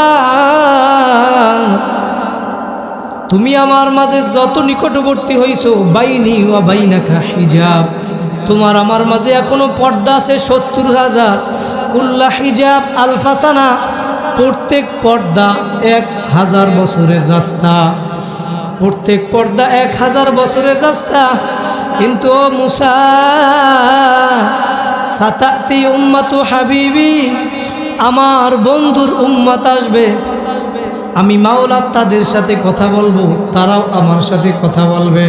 ফালা হিজাবা বাইনি ওয়া বাইনাহুম, আমি মাওলা যখন তাদের সাথে কথা বলবো, তারা যখন আমার সাথে কথা বলবে, আমার ওই নবীর উম্মতগুলা যখন আমি সিজদার ভিতরে, আমি মাওলার কুদরতি পায়ের ভিতরে সিজদা লাগাইবে, তখন ওই বান্দা বান্দির ভিতরে আমার ভিতরে কোনো পর্দাই থাকবে না। নবী মুসা ডাক দিয়া বলে, ও দয়ার মালিক, যদি তাই হয় তাহলে আমাকে নবী বানানোর দরকার নাই, তুমিও আমাকে সেই নবীর উম্মত বানাইয়া দাও। আগেকার নবীরা মাওলার কাছে দোয়া করছে এই নবীর উম্মত হওয়ার জন্য, আর আমরা বিনা দরখাস্তে সেই নবীর উম্মত হয়েছি। কথা বলেন ঠিক না বেঠিক? কোনোদিন মাওলার কাছে দরখাস্ত করি নাই, আল্লাহ রাব্বুল আলামিন সেই নবীর উম্মত বানাইয়া কত সুন্দর করিয়া নিয়ামত দিয়া দুনিয়ার ভিতরে বাঁচাইয়া রাখলো। আল্লাহু আকবার। তারপরেও আমরা নবীর আদেশ নিষেধ মানি না। ভাইরা, আল্লাহ পাক রব্বুল আলামিন ডাক দেওয়ালে বলে, মুসা, আর যখন আমার উম্মতরা নামাজের ভিতরে আমার পায়ের ভিতরে সেজদা দিবে, তখন তাদের ভিতরে আমার ভিতরে কোনো পর্দাই থাকবে না। সুবহানাল্লাহ। ভাইরা, তাহলে নামাজ পড়া লাগবে নাকি লাগবে না? আল্লাহ পাক আমাদের সবাইকে কবুল করুক, বলেন আমিন। নামাজ পড়িয়া নেক কাজ করিয়া আমার মাওলারে নিয়ে কারা কারা কবরে যাইতে চাই, জোরে হাত জাগাইয়া একটা আল্লাহ বলিয়া ডাক দেন। আর জোরে আমার মাওলা দেখুক দেবিদ্দারের ভাইরা। আল্লাহ আল্লাহ তুমি আমার ভাইদেরকে কবুল করিয়া নাও, বলেন আল্লাহুম্মা আমিন। আবু বকর রাদিয়াল্লাহু তাআলা আনহু যেই কথা বলতেছিলাম, ওমর ফারুক রাদিয়াল্লাহু তাআলা আনহু দুইজনের নেকের জন্য পাল্লা প্রতিযোগিতা দিল, কার থেকে কে বেশি নেক কাজ করতে পারে। প্রতিযোগিতা শুরু হয়ে গেছে। ওমর ফারুক রাদিয়াল্লাহু তাআলা আনহু, আবু বকর রাদিয়াল্লাহু তাআলা আনহু, এই দুইজনের নেকের প্রতিযোগিতা দিল। বিধবা যত মহিলা আছে সবার যা প্রয়োজন এগুলা তারা আইনা দিবে। হযরত আবু বকর রাদিয়াল্লাহু তাআলা আনহু, ওমর ফারুক রাদিয়াল্লাহু তাআলা আনহু, একজন মহিলা বিধবা, ওই মহিলার পানি আইনা দিত প্রতিদিন। কে আনতে পারে এই পানি আনার জন্য প্রতিযোগিতা শুরু হয়ে যাইত। একদিন হযরত আবু বকর রাদিয়াল্লাহু তাআলা আনহু, ওমর ফারুক রাদিয়াল্লাহু তাআলা আনহু, ওমর ফারুক রাদিয়াল্লাহু তাআলা একদিন ফজরের নামাজ পড়া ওই মহিলার বাড়ি গেল, গিয়া বলতেছে, ও মহিলা, আপনার পানির পাত্রটা দেন, আমি আপনাকে পানি আইনা দিব। ওই মহিলা ডাক দিয়া বলে, ওমর, তোমার আগে আইসা কে যেন আমাকে পানি দিয়া গেছে। ওমর ফারুক রাদিয়াল্লাহু তাআলা আনহু ডাক দিয়া বলেন, আমি আজকে ফজরের পরে পানি দিতে চাইলাম, নেক কাজ করতে চাইলাম, কিন্তু পারি নাই। আগামীকালকে আমি তাহাজ্জুদ নামাজের সময় আসব, আমি আইসা মহিলার পানি দিয়া যাব। সুবহানাল্লাহ। ওমর ফারুক রাদিয়াল্লাহু তাআলা আনহু আগামীকালকে তাহাজ্জুদ নামাজের সময় আসলো পানি দেওয়ার জন্য। আইসা ডাক দিয়া বলে, ও মা, আপনার পাত্রটা দেন, আমি আপনাকে পানি আইনা দিব। ওই মহিলা আজকেও ডাক দিয়া বলতেছে, ওমর রে, আজকেও তোমার আগে আইসা কি যেন আমাকে পানি দিয়ে গেছে। ওমর ফারুক রাদিয়াল্লাহু তাআলা আনহু এখন চিন্তা করে, ফজরের পরে আসি, পাই নাই। আজকে তাহাজ্জুদ নামাজের সময় আসলাম, তাও পাই নাই। আজকে রাত্রবেলা আমি ঘুমাবই না, দেখবো কে আইসা পানি দিয়া যায়। সুবহানাল্লাহ। ওমর ফারুক রাদিয়াল্লাহু তাআলা আনহু বাইরা দেখেন, জান্নাতের ভিতরে সার্টিফিকেট পাইল 10 জন। দুনিয়ার ভিতরে জান্নাতের সার্টিফিকেট পাইল 1 নম্বরে আবু বকর, 2 নম্বরে ওমর। এই দুইজন নেকের জন্য কি প্রতিযোগিতা শুরু হয়ে গেল। ওমর ফারুক রাদিয়াল্লাহু তাআলা আনহু আজকে এশার নামাজ পড়া খেজুর গাছের গোড়া ওই মহিলার বাড়ির সামনে দাঁড়াইয়া রইল। দাঁড়াইয়ে দেখে রাত্র যখন গভীর হইল, কে যেন খালি পায় আইসা মহিলার পানি দিয়ে যায়। সুবহানাল্লাহ। ওমর ফারুক রাদিয়াল্লাহু তাআলা আনহুর ভিতরে কৌতূহল জাগছে, আজকে ওই ব্যক্তি কে, এইটা আমি ওমর দেইখা ছাড়বো, কে পানি দিয়ে যায় আমার আগে আইসা।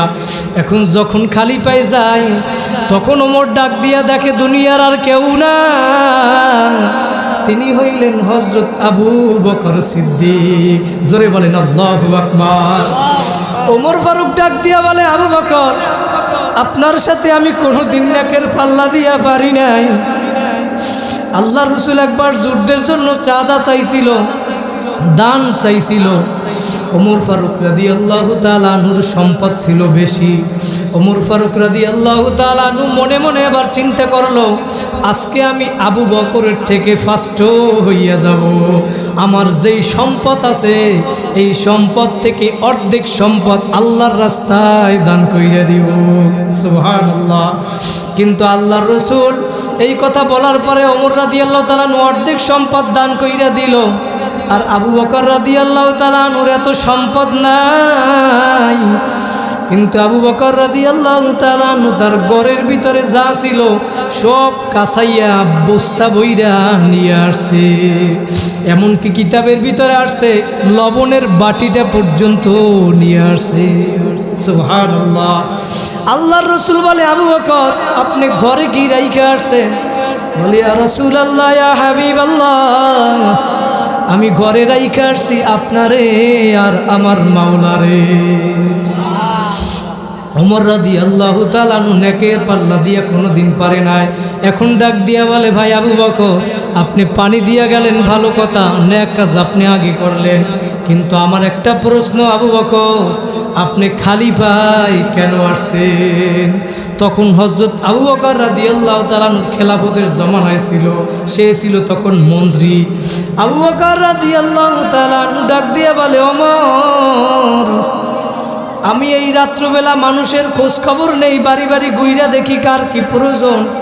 আর এই রাত্রবেলা সমস্ত মানুষগুলা ঘুমায়, আর আমি আবু বকর যদি জুতা পাই দিয়া হাঁটি, আমার এই জুতার আওয়াজে যদি কারো ঘুমের ডিস্টার্ব হয়, আমি আবু বকর এই জন্য জুতা পাই দেই না, খালি পায়ে হাঁটি। আল্লাহু আকবার।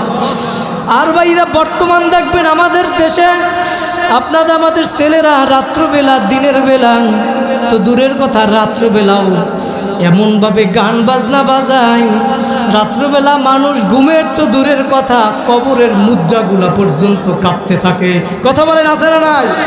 এদের বিরুদ্ধে স্লোগান দিতে হবে, গান বাজনা বাজাইতে পারবা না, বাজাও তুমি কানের মধ্যে দিয়ে একলা শোনো, কোনো মানুষকে রাত্রবেলা ডিস্টার্ব করতে পারবা না। কথা বলেন ঠিক না বেটি? কারা কারা পারবেন জোরে হাত জাগাই আল্লাহু আকবার, নারায়ে তাকবীর। আল্লাহ পাক আমাদের সবাইকে কবুল করুক, বলেন আল্লাহুম্মা আমিন। ভাইরা তাহলে সাহাবায়ে কেরাম তারা নেকির জন্য কত পাগল ছিল।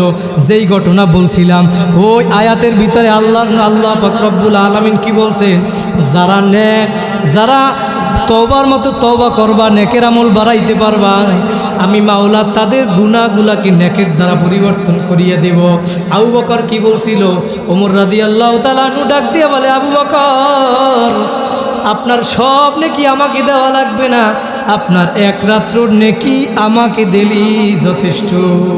সুবহানাল্লাহ। এখন চিন্তায় পড়ছে কি পড়ে নাই? যেই ঘটনা বলতেছিলাম, আবু বকর রাদিয়াল্লাহু তাআলা আনহু, ভাইরা খেয়াল করেন, মন দিয়ে একটু শোনেন, দিলের কান লাগাইয়া শোনো। এই মজলিসার আগামী বছর পাবা কিনা কোনো জানা নাই। ভাইরা এই মাহফিলে আসছো, আবার এই মাহফিল দিয়া বাড়ি যাবা কিনা কোনো গ্যারান্টি নাই। কার কোন কথা দিলের ভিতরে লাইগে যাবে আমার মাওলা ছাড়া কেউ জানে না।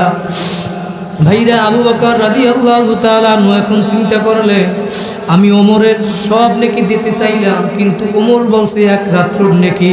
আবু বকর এখন চিন্তা করে, না না না, নেকি এখন দেওয়া যাবে না, আমি আল্লাহর রসুলের সাথে একটু পরামর্শ কইরা দেখি। সুবহানাল্লাহ। ভাইরা কেমন ছিল সে আবু বকর? আল্লাহু আকবার। সেই রাত্র কোন রাত্র নেকি ওমর রাদিয়াল্লাহু তাআলা আনহু চাইল? সেই রাত্র হইল আল্লাহর রসুলের সাথে মক্কা থেকে যে মদিনায় হিজরত করছে।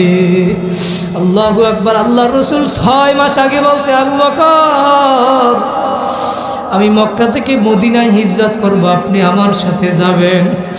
আল্লাহু আকবার। আল্লাহর রসুল ওই কথা বলার পরে কিতাবের ভিতরে আসছেন, আবু বকর রাদিয়াল্লাহু তাআলা আনহু 6 মাসের ভিতরে একদিন বিছানায় পিঠ লাগায় নাই। আল্লাহ রসুল ওই কথা বলার 6 মাস পরে একদিন রাত্রবেলা আইসা আবু বকরের দরজায় নাড়া দিল, আবু বকর। সাথে সাথে দরজা খুইলা লাব্বাইকা সাদাইকা রাসূলুল্লাহ। আল্লাহ রসুল ডাক দিয়ে বলে, আবু বকর আপনি কি ঘুমান না? আবু বকর ডাক দিয়ে বলে, ইয়া রাসূলুল্লাহ, ইয়া হাবিবাল্লাহ, আমি যদি ঘুমাইয়া থাকি আর আপনি নবী যদি আইসে আমারে ডাক দেন, আর আমি নবী যদি আপনার ডাকে, আমি আবু বকর যদি আপনার ডাকে সাড়া না দিতে পারি, আপনি নবী যদি কষ্ট পান, আপনার জীবনে তো অনেক কষ্ট আর কষ্ট। ওই মক্কায় আপনি থাকতে পারেন নাই, ওই তায়েফের ময়দানে দাওয়াত দেওয়ার জন্য যখন গেলেন, তায়েফের মানুষগুলো আপনারে কষ্ট দিল। ও নবী, আপনার মা নাই, বাবা নাই, আজকে আপনি আবু বকর আমাকে আইসা ডাক দিবেন, আমি ঘুমাবো, তা হইতে পারে না।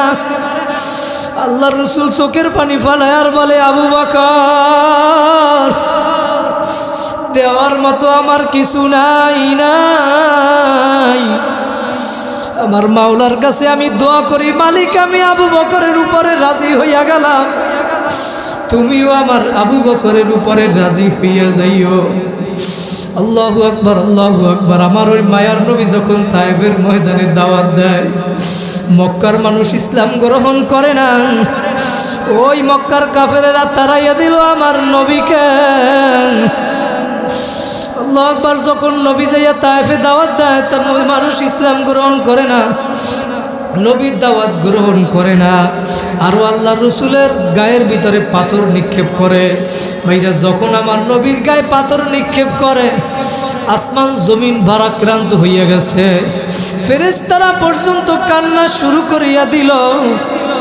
ফেরেশতারা ডাক দিয়ে বলে, মালিক, আপনার বন্ধুর গায়ে পাথর নিক্ষেপ করে আর সহ্য হয় না, আমার মাওলার দরিয়ার মধ্যে জোশ মারিয়া ফেলাইছে। আমার মাওলা ডাক দিয়া বলে, জিব্রাইল, যাও যাও যাও, আমার নবীর রক্ত মাথা দিয়া গাল বাইয়া বাইয়া পড়ে। আমার মাওলাই সহ্য করতে পারে না, বলে, জিব্রাইল, আমার নবীর রক্ত যেন জমিনে না পড়ে। আমার মাওলা ডাক দিয়া বলে, জিব্রাইল, আমার নবীর রক্ত যদি জমিনে পড়ে, আমি সাথে সাথে জমিন ধ্বংস করিয়া ফেলাবো। জিবরাইল সালাতু ওয়াস সালাম তাড়াতাড়ি জান্নাত থেকে একটা রুমাল নিয়া আমার নবীর রক্ত মুইসা জান্নাতে রাইখা দিছে। জোরে বলেন সুবহানাল্লাহ। ভাইরা, সেই নবীর জন্য আজকে মোহাব্বত নাই, মায়া নাই। নবী বলেন, মান আহাব্বা সুন্নতি ফাকাদ আহাব্বানি, যারা আমার সুন্নতকে মোহাব্বত করবা, তারা যেন আমি নবীকেই মোহাব্বত করলা। ওমান আহাব্বানি কানা মাই ফিল জান্নাহ, আর যারা আমি নবীকে মোহাব্বত করবা, তারা আমি নবীর সাথে জান্নাতে থাকতে পারবা। কথা বলেন ঠিক না ঠিক? বাইরে সেই নবী দিনের জন্য কত কষ্ট করছেন, আমরাও দিনের জন্য কষ্ট করতে পারবো না কি পারবো না? বাইরে সেই নবী দিনের জন্য পেটে পাথর বাঁধছেন, আল্লাহু আকবার, সেই নবীর পেটের চাইতে তো আমাদের পেট দামি না। কথা বলেন ঠিক না ঠিক? যেই নবীর দিনের জন্য দান মোবারক শহীদ হইল, আল্লাহু আকবার, ওই নবীর চাইতে আমাদের দাঁত মোবারক কিন্তু দামি না। আল্লাহু আকবার। আল্লাহর নবীর গালে যদি চর মারা হইতে পারো, খোদার কসম খাইয়াও বলি, ওই নবীর গালের চাইতে আপনার আমার গাল দামি না। আল্লাহর নবীর চাচাকে যদি 70 টুকরা করে তার কলিজা চিবিয়ে খাওয়া হইতে পারে, আল্লাহর কসম খাইয়াও বলি, আপনার আমার বাপচাদা তার চাইতে বেশি দামি না। আরে আল্লাহর নবীর জন্য, আল্লাহর দিনের জন্য আল্লাহর নবীকে যদি কাবা ছাড়তে হয়, গড় ছাড়তে হয়, পবিত্র মক্কা ছাড়তে হয়, আমি যে আল্লাহর কসম খাইয়াও বলতে পারি, আমার ঘর, আমার খানকা, আমার এলাকা, আমার মসজিদ, আমার মাদ্রাসা, আমার দেশ তার চাইতে বেশি দামি না। কথা বলেন ঠিক না বেটি? প্রয়োজনে দুনিয়ার সব ছাড়তে রাজি, প্রয়োজনে নিজে শহীদ হব, আমার স্ত্রী শহীদ হবে, আমার সন্তান এতিম হবে, আমার মায়ের কোল খালি হবে, আমার বাবার চোখ থেকে অশ্রু ঝরবে, কিন্তু আল্লাহকে সাক্ষী রাখিয়া বলিয়া যাবেন, হে আল্লাহ, যে কোনো মূল্যই হোক তোমার জমিনে তোমার দিনকে অপমানিত হতে দেব না, দেব না, দেব। কারা কারা পারবেন? নারায়ে তাকবীর। আল্লাহ পাক আমাদের সবাইকে কবুল করুক, বলেন আল্লাহুম্মা আমিন। ভাইরা, সেই নবী যখন ওই তায়েফের ময়দানে ওই পাথর নিক্ষেপ করার পরে নবী আর দাঁড়াইয়া থাকতে পারে না, ওই কিতাবের ভিতরে আসছে ওই নবী যখন দাঁড়াইয়া থাকতে পারে না, যখন নবীকে ধরিয়া ওইখানে একটা পাথরের উপরে বসাইল, ওই পাথরের উপরে বসানোর সাথে সাথে ওই পাথর হইয়াও আমার নবীরে চিনল, ওই পাথরটা সাথে সাথে তুলার মতো নরম হইয়া গেল। বাইরে সেই আবু বকর রাদিয়াল্লাহু তাআলা আল্লাহর রাসূলকে নিয়ে মক্কা থেকে মদিনায় রওনা করলো। আল্লাহু আকবার। আল্লাহর রাসূল ডাক দিয়ে বলে, আবু বকর। ওই রওনা করলো পথের ভিতরে, যখন যাইতে যাইতে গুহার ভিতরে আশ্রয় নিল। ওদিকে কাফেরেরা খুঁজতে আছে 100 উটের বিনিময়ে আল্লাহর রাসূলকে কতল করবে, বলে নাউজুবিল্লাহ। ওই গুহার ভিতরে যখন ঢুকবে আবু বকর রাদিয়াল্লাহু তাআলা আনহু ডাক দিয়ে বলে, ইয়া রাসূলুল্লাহ, ইয়া হাবিবাল্লাহ, পাহাড়িয়া গুহা, আপনি একটু বাহিরে দাঁড়ান, আমি ভিতরে যাইয়া দেখি সব কিছু কোনো কিছু আছে কিনা, আমি একটু পরিষ্কার কইরা আছি জঙ্গল, তারপরে আপনি যাবেন। জোরে বলেন সুবহানাল্লাহ। আবু বকর রাদিয়াল্লাহু তাআলা আনহু ভিতরে ঢুইকা সুন্দর করিয়া জায়গাটা পরিষ্কার করলো। কতগুলা গর্ত ছিল, গর্তগুলা আবু বকর রাদিয়াল্লাহু তাআলা আনহু তার গায়ের কাপড় চাদর ছিল, সিরিয়া সিরিয়া গর্তগুলো আটকাইলো। আল্লাহ রসুলকে এখন ভিতরে নিল। আল্লাহ রসুল ডাক দিয়ে বলে, আবু বকর, অনেক হাঁটলাম, হাঁটতে হাঁটতে আমার কষ্ট হইছে, এখন আর দাঁড়াইয়া থাকতে পারি না। আবু বকর, তুমি একটু বসো, তোমার রানের ভিতরে আমি একটু শুই। আল্লাহ রসুল ওই গুহার ভিতরে আবু বকর আসন দিয়ে বসছে, আবু বকরের রানের উপরে আল্লাহ রসুল মাথা দিয়ে শুইছে। আল্লাহ রসুল একটু ঘুমাইয়া পড়ল।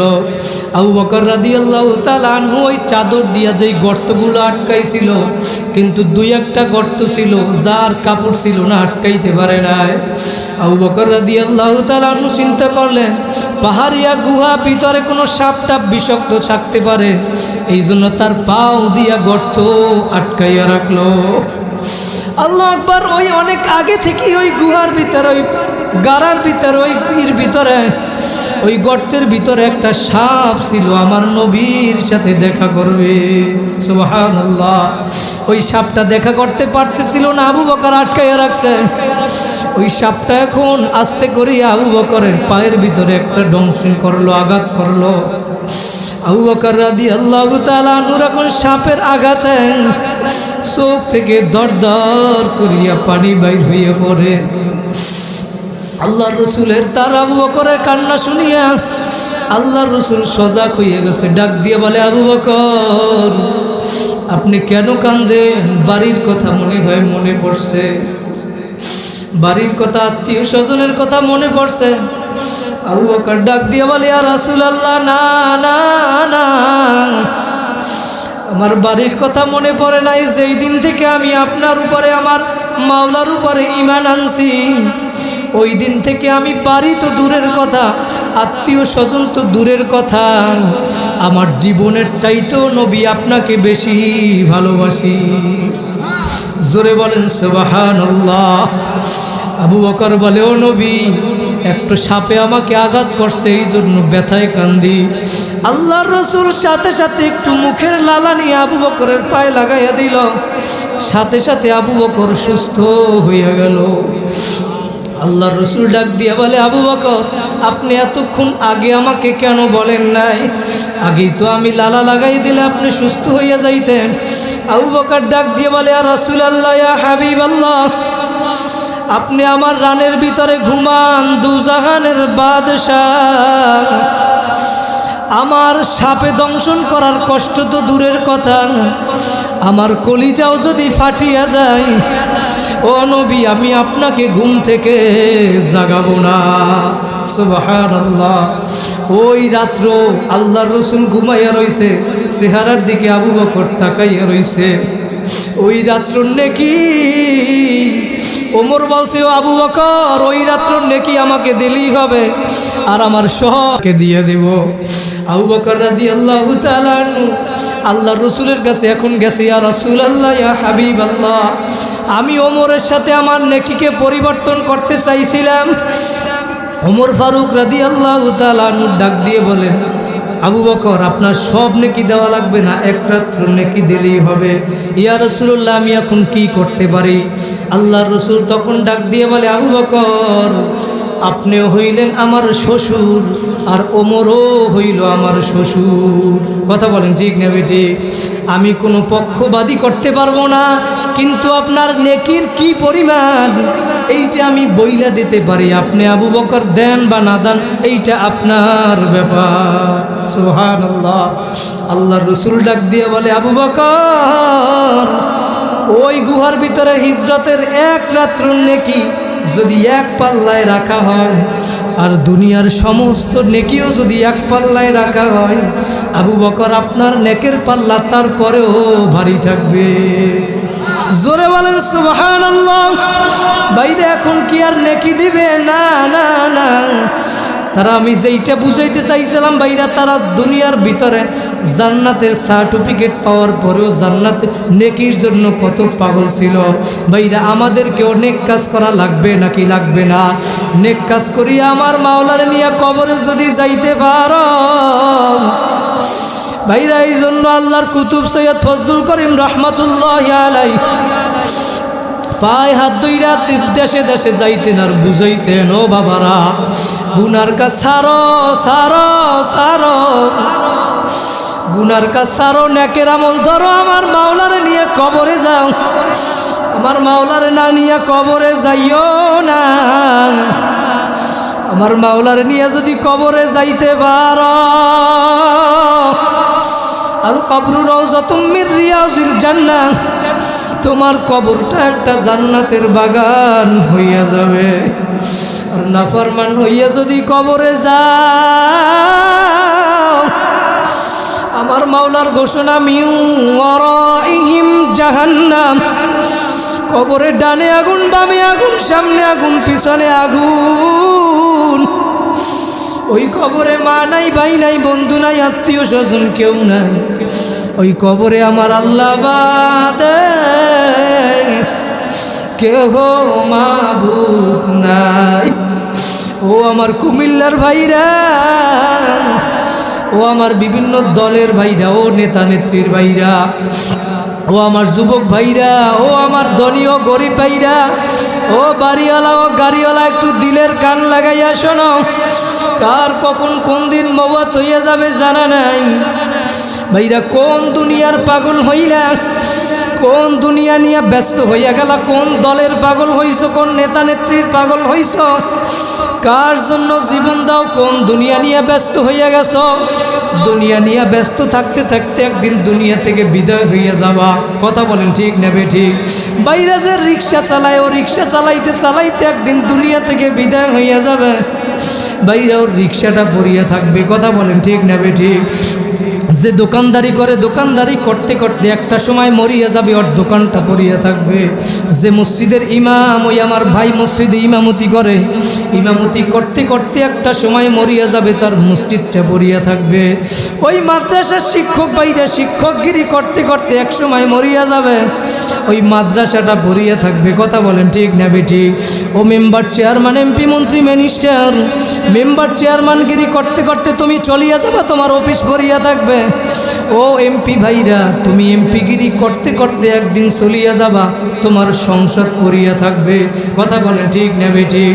ও বাবারা, দিলকে বুঝাও, মনকে বুঝাও। আরে মন, আজ থেকে 100 বছর আগে যারা দুনিয়ার ভিতরে ছিল, যত বর্মিয়ারা, মেম্বার, চেয়ারম্যান, এমপি, মন্ত্রী, মিনিস্টার, যত জমিদারা, ক্ষমতাদার যারা ছিল, আজকে দুনিয়ার বুকে কোনো ব্যক্তি জীবিত নাই। কথা বলেন ঠিক না বেঠিক? বাইরা আজকে আমরা এখানে আছি, হয়তো এমনও হইতে পারে আগামী বছর মাহফিল হবে, কিন্তু আপনি আর আমি থাকবো না। ওই আমাকে দাওয়াত দিয়েছে তাজুল ইসলাম ভাই, ওই তাজুল ইসলাম ভাই এমন হইতে পারে দুনিয়ায় আর থাকবে না। কথা বলেন হইতে পারে কি পারে না? এমনও হইতে পারে আমাকে দাওয়াত দিবেন, আমি আর দুনিয়ায় নাই। ভাইরা কোন দুনিয়ার পাগল হইলা? মনকে বুঝাও রে মন। তুমি দুনিয়া থেকে বিদায় হইয়া যাওয়ার পরে তুমি একটু তাকাইয়া দেখো, কই তোমার বর্মিয়াগিরি, কই তোমার ক্ষমতাগিরি, কই তোমার বংশের গিরি? এখন তোমাকে 3টা কাপড় দিয়ে প্যাঁচ দিয়ে ফালাইয়া রাখবে। কথা বলেন ঠিক না বেঠিক? তিনটা বান দিয়ে ফালাইয়া রাখবেন। পায়ের ভিতরে একটা বান দিবে, বুকের ভিতরে একটা বান দিবেন, মাথার ভিতরে একটা বান দিয়ে ফালাইয়া দিবে। ও বাজান, একটু দিলের কান লাগাইয়া খেয়াল করো, মনকে বুঝাও রে মন। মাথার বাদে বুঝা গেল রে মন, আর কোনো দিন বড় বড় কদম নাই। বুকের বাঁধে বোঝা গেল ওরে মন, আর কোনো দিন হাত নাড়বার শক্তি নাই। কথা বলেন ঠিক না বেঠিক? মাথার বাঁধে বোঝা গেল রে মন, আর কোনো দিন বড় বড় কথা বলার শক্তি নাই। মাটির নিচে বাড়ি আমার, মাটির নিচে ঘর। এ দুনিয়ায় যারা আপন সবাই এখন পর। কথা বলেন ঠিক না বেটি? আপন আপন যাকে ভাবো, কেউ তো তোমার আপন না। এক আপন হইল আমার দয়ার নবী, আর এক আপন হইল, জোরে বলেন কে? আরো জোরে বলেন কে? বাইরাই মাওলার কবরে দিয়া যাওয়া লাগবে নাকি লাগবে না? কারা কারা মাওলার কবরে নিয়ে যাইতেছেন আর একবার জোরে একটা আল্লাহ বলিয়া ডাক দেন। আল্লাহু আকবার। আমার মাওলা ডাক দিয়ে বলে, বান্দা বান্দি, তুমি কবরে আসার পরে তোমার কেউ আপন ছিল না। তুমি যখন তোমার মায়ের পেটের ভিতরে ছিলা তখন তোমার কেউ আপন ছিল না। আল্লাহু আকবার। যখন তুমি দুনিয়ার ভিতরে আসছো তখন তোমার কোনো কত আত্মীয় স্বজন হইল, আপন হইল। যখন তুমি তোমার মায়ের পেটের ভিতরে ছিলা, আমি মাওলা তোমাকে কুদরতিভাবে বাঁচাইয়া রাখছিলাম। তোমার নাক দিয়া খাওয়া লাগে নাই, নাক দিয়া শ্বাস করা লাগে নাই, মুখ দিয়া খাওয়া লাগে নাই, পায়খানা পেশাব করার প্রয়োজন হয় নাই। আমি মাওলা তোমাকে কুদরতিভাবে বাঁচাইয়া রাখছিলাম। যখন তুমি দুনিয়ার ভিতরে আসলা, আমি আস্তে আস্তে মাওলা তোমাকে কুদরতিভাবে কত সুন্দর করিয়া বাঁচাইয়া রাখলাম। তোমার গোস্ত দিলাম, হাড্ডি শক্ত বানাইলাম। তুমি একটা সময় যৌবনী তোমাকে দান করলাম। তুমি যুবক হইলা, তোমাকে আমি জবান দান করলাম। তুমি ওই জবান দিয়ে তোমার মাকে মা বলিয়া ডাক দাও, বাবাকে বাবা বলিয়া ডাক দাও। তোমার মা বাবার কুদরতি অন্তরটা ঠান্ডা হইয়া যায়। ওই জবান দিয়ে আমি মাওলার যদি একবার আল্লাহ বলিয়া ডাক দিতাম, তোমার ওই জবানটা দিছিলাম তো আমি মাওলা। ও বান্দা বান্দি, তুই জমিনে বৈশা যখন ডাক দিবি আল্লাহ, আমার মাওলা বলেন, উদউনি আস্তাজিব লাকুম। তোমরা আমি মাওলাকে ডাকতে দেরি, আমি মাওলা তোমাদের ডাকে সাড়া দিতে দেরি করব না।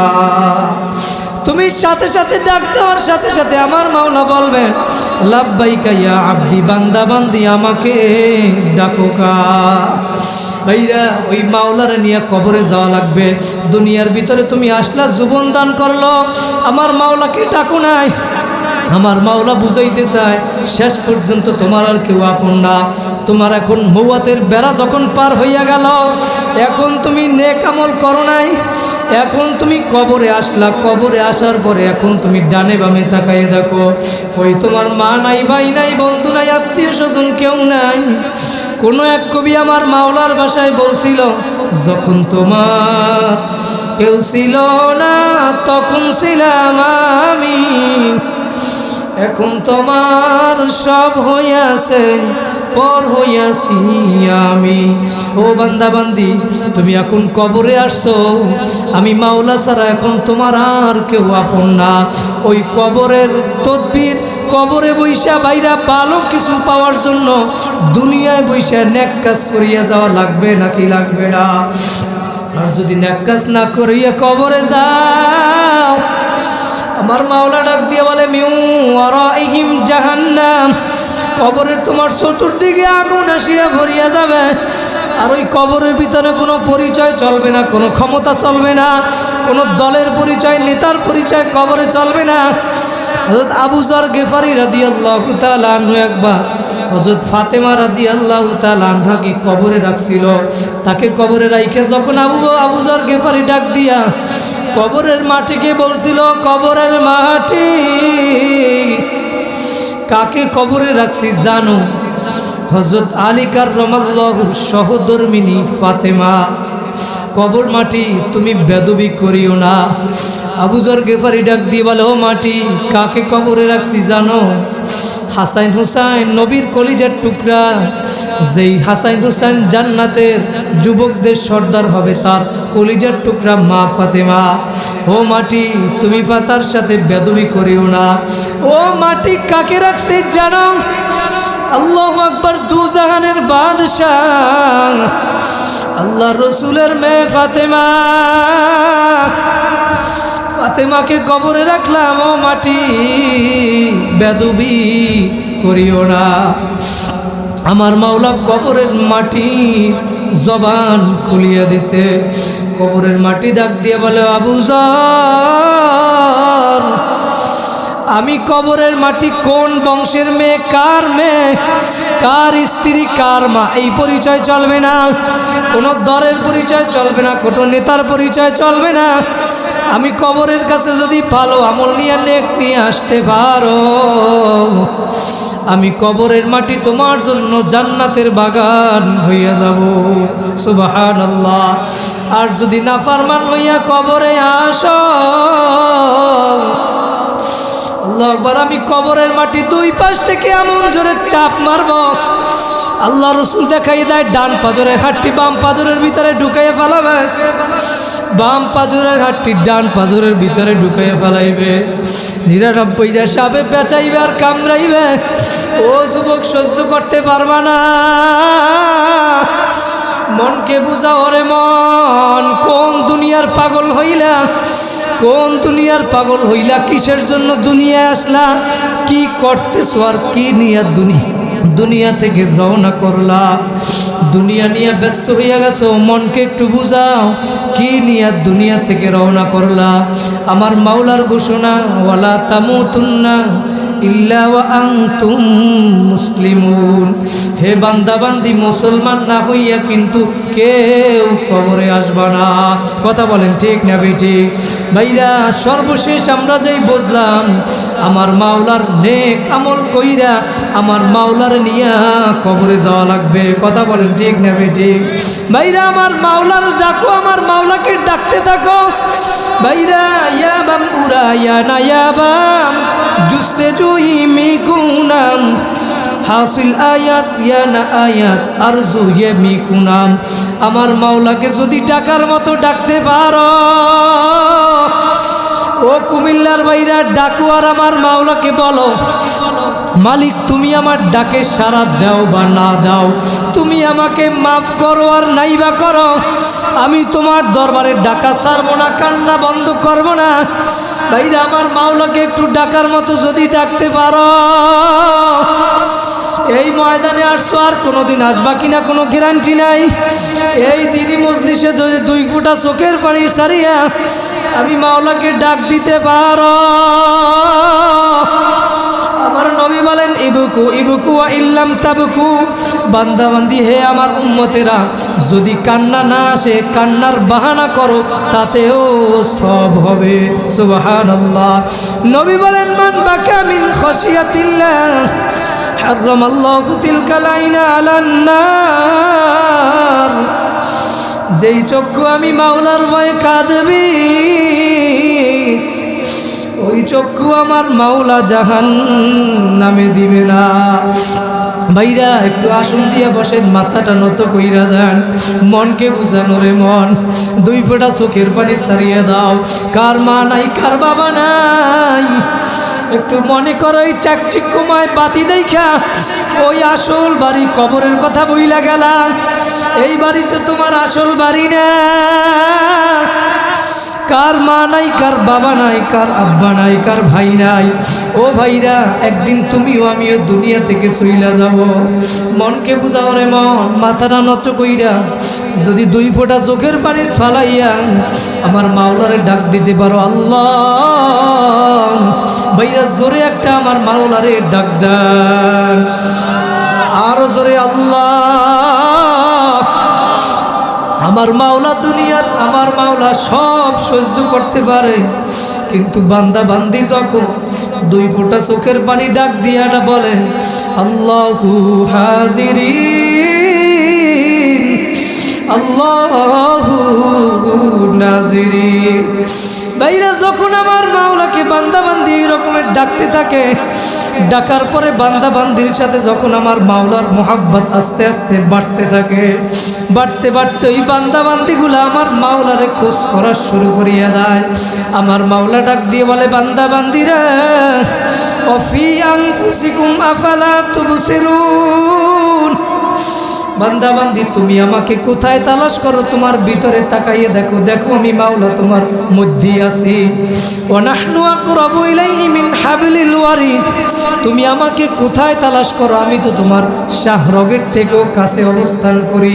আনা মাকুম আইনা মা কুনতুম, আমি তো তোমার মধ্যেই আছি, তুমি কোথায় আছো? ফা আইনা মা তুওয়াল্লু ফাসাম্মা ওয়াজহুল্লাহ, বান্দা বান্দি তুমি যেদিকেই তাকাবা সেদিকেই দেখবা আমি মাওলায় আসি। কথা বলেন ঠিক না বেঠিক? বান্দা বান্দি মাওলাকে ডাকতে থাকবে, ডাকতে ডাকতে মাওলার সাথে এমন একটা সম্পর্ক হইয়া যায়, ওই বান্দা বান্দি কোথায় আছে তখন সে আর নিজেও জানে না। তখন সে শুধু দেখে তার ডানে নূর, বামনে নূর, সামনে নূর, পিছনে নূর, নূরুহুম ইয়াসআ বাইনা আইদিহিম ওয়া বিআইমানিহিম, তার চতুর্দিকে মাওলার নূর, নূর, নূরুন আলা নূর। ওই বান্দা এখন ডাক দিয়া বলে, হর তমন্না দিল সে রুখসাত হো গাই, अब तू आजा, अब तू খেদমত আ গাই। ও মাবুদ গো, আমার দিলের দিকে তাকাইয়া দেখো, দুনিয়ার কিছু নাই, নাই, নাই, তুমি একটু আমার কলবের ভিতরে আসো। আল্লাহু আকবার, আল্লাহু আকবার। ভাইরা, আমার মাওলাকে ডাকার মতো যদি ডাকতে পারো, আমার মাওলাকে যদি ডাকার মতো ডাকতে পারো, আমার মাওলা বলেন উদউনি আস্তাজিব লাকুম, তুমি আমাকে ডাকতে দেরি, আমি মাওলা তোমাকে তোমার ডাককে কবুল করতে দেরি করব না। ও আমার কুমিল্লার ভাইরা, মনকে বুঝাও রে মন, একটু 5টা মিনিট 10টা মিনিট আসন দিয়ে বসো, একটু 2 ফোঁটা চোখের পানি ফালানোর চেষ্টা করো। মনকে বুঝাও রে মন, কার মা নাই, কার বাবা নাই, এই দুনিয়া আসল বাড়ি না, আসল বাড়ি হইল আমার কবর। ওই মা নাই, বাবা নাই, কার কোন দিন মওত হয়ে যাবে জানা নাই। ও যুবক, কয়দিন আগে ঢাকায় বসে একটা বয়ানের শেষে এক যুবক আসলো, এক রিক্সাওয়ালা যুবক আমার হাতে কিছু টাকা দিয়া বলল, হুজুর কিছুদিন আগে আমার বাবা মরিয়া গেছে, একটু দোয়া কইরেন। দিয়া বলে, হুজুর আমি এখন আমার সংসার চালানোর জন্য ঢাকার শহরে রিক্সা চালাইয়া খাই, রিক্সা চালাইয়া কাজ করি, আমার বাড়িতে মা আছে, মাকে আমি টাকা পাঠাই। হুজুর আমার বাবা মরিয়া গেছে, আমার বাবার জন্য একটু দোয়া কইরেন। আমার মাকে আমি রিক্সা চালাইয়া টাকা পয়সা পাঠাই, মোবাইলে কথা বলি, মা খুব আনন্দ, দোয়া করে আমার জন্য। হুজুর কিছুদিন আগে আমার মাও দুনিয়া থেকে বিদায় হয়ে গেছে। যুবক ডাক দিয়ে বলে, হুজুর আমি এখন ঢাকা শহরে চাকরি করি, ভালো টাকা বেতন পাই, সারাদিন চাকরি বাকরি করি, মানুষের সাথে থাকি, হুজুর সারাদিন থাকি, আনন্দ ফুর্তি করি, কোনো কষ্ট হয় না, কিন্তু রাত্রবেলা যখন বিছানায় ঘুমাইতে যাই, ওই মা বাবার কথা মনে পড়িয়া সুখের পানি আর রাখতে পারি না। কাঁদতে কাঁদতে হুজুর বালিশ ভিজাইয়া ফেলাই। এখন কত টাকা পয়সা হইল, বাবা যখন দুনিয়ায় বেঁচে ছিল আমার অনেক টাকা পয়সা ছিল না, আমার বাবারে একটা লুঙ্গি কিনিয়া দিতে পারি না। ওই দিন আমি লুঙ্গি কিনতে গেলাম, লুঙ্গির দিকে তাকাইয়া আমার বাবার কথা মনে পড়ছে। হুজুর লুঙ্গি দেখে আমার বাবার কথা মনে পড়ে আমি মনে করলাম, হুজুর আমার বাবাই যদি আজকে থাকতো, আমার বাবাকে একটা লুঙ্গি না আমি চাইলে শত শত লুঙ্গি দিতে পারতাম। হুজুর আজকে আমার বাবা দুনিয়ায় নাই। স্ত্রী সন্তান নিয়ে মার্কেটে গেলাম স্ত্রীকে শাড়ি কেনার জন্য। যখন হুজুর আমি শাড়ি কিনতে গেলাম, শাড়ি দেখে আমার মায়ের কথা মনে পড়লো। হুজুর আজকে আমার মা দুনিয়ায় নাই। আমি শাড়ি দেখা আমার কান্না চলে আসছে। যখন আমার মা দুনিয়ায় ছিল আমি শাড়ি একটা দিতে পারি না। আজকে আমি টাকা পয়সার মালিক হইলাম, আমার মাকে একটা নয় 1000 শাড়ি কিনে দিতে পারি, কিন্তু আমার মার দুনিয়ায় নাই। ওই নেয়ামত আর দুনিয়ায় নাই। বাড়ি যাইতাম ঈদের সময়, মা দরজার সামনে দাঁড়াইয়ে অপেক্ষা করতো। ও যুবক, কার মা নাই কার বাবা নাই, মা বাবার কথা স্মরণ কইরা 2 ফোঁটা চোখের পানি ফালাইয়া দাও। ও যুবক ভাইরা, কোন দিন কার মুখর মৌত হয়ে যাবে।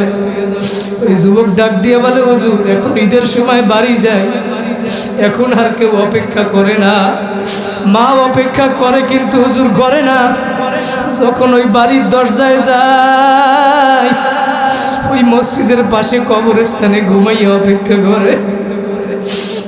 ও ভাইরা, কোন দুনিয়ার পাগল হইলা?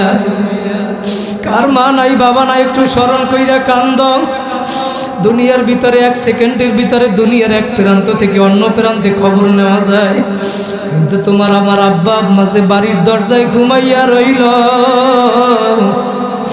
আজকে 1 বছর 2 বছর না 20 বছর 30 বছর 50 বছর হইয়া গেল, কই একদিন তো খবর নিতেও পারো নাই, দিতেও পারো নাই। ও যুবক, কোন দুনিয়ার পাগল হইলা? একটু মনকে বুঝাও রে মন। কার কখন কোন দিন মৌত হইয়া যাবে জানা নাই। মৌতের আগে একবার মরিয়া দেখো, ওই মৃত্যুর পরে কি অবস্থা হবে। যদি নেকামল না নিয়ে কবরে যাও, আমার মাওলার ঘোষণা ওই কবরটা একটা জাহান্নামের গর্ত হইয়া যাবে। ও যুবক ভাইরা, যদি নামাজ না পড়ে কবরে যাও, ও যুবক নামাজ বাদ দিও না, নামাজ বাদ দিও না। জাহান্নামের ভিতরে একটা জাহান্নাম আছে, সাকর নামীয় জাহান্নাম। ওইখানে বেনামাজিরা সবাই যাবে। বেনামাজিরা যখন ওই জাহান্নামে যাবে, ওই জাহান্নামীরা, ওই জাহান্নামের ফেরেশতারা ডাক দিয়ে বলবে, হে যুবক, হে জাহান্নামীরা, এইখানে কেন আসছো? কি করছো দুনিয়ায় বৈশা?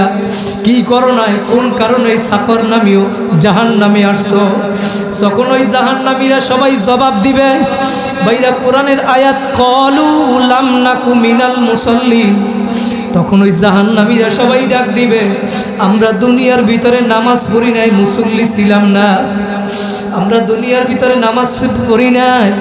আমার মাওলা বলে, দুনিয়ায় বসে আমার পক্ষ থেকে মুয়াজ্জিন যখন ডাক দিছে ফজরের সময়, আসসালাতু খায়রুম মিনান নাওম, ঘুমের চেয়ে নামাজ ভালো, কই বান্দাবান্দি তুমি ডাক শুনছো, আসো নাই?